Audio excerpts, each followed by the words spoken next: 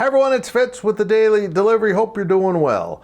Well, it's Big 12 Media Days time, and we'll have lots of coverage at GoPowercat.com, most of it free, for K-State and Big 12 fans to follow along. But I wanted to start off our coverage from the big event, even though this is recorded in Manhattan, with an interesting observation. Kansas State, little old Kansas State, had 6 players named to the first team All Big 12 team as selected by my peers in the media who will be down with me in Arlington. Now, that is the most of any one school in this conference, and it is a pretty balanced year in the conference. And interesting aside is that Oklahoma only had 1 first team player, and that was their punter. I found that just very intriguing and maybe a sign of trouble for OU, but also, I have a lot of faith in Brent Venables as a recruiter and coach. We'll see what happens.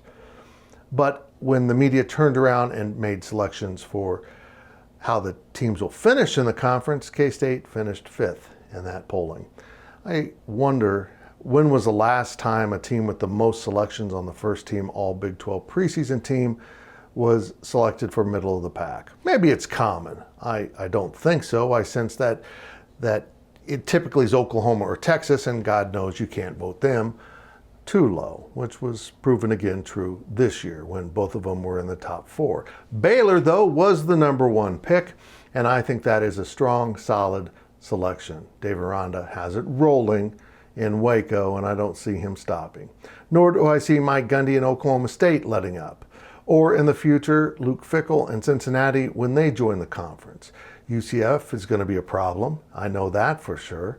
And Houston with Dana Holgerson, welcome back to the conference pretty soon, Coach.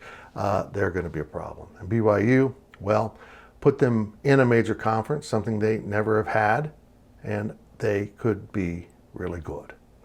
This new Big 12 is going to be quite entertaining. And one of the things I'm actually going to like about it is maybe more honest media. And I don't mean that as an insult to my peers. I just mean they always feel an obligation to pick the powers, the tradition over what's really going on in the field. They got to put Texas up there. They got to put Oklahoma up there. After all, it's good for business to not make those fans angry. Well, the new Big 12 will lose a lot of Texas-based media when Texas leaves. And with that, a lot of voters in these preseason polls.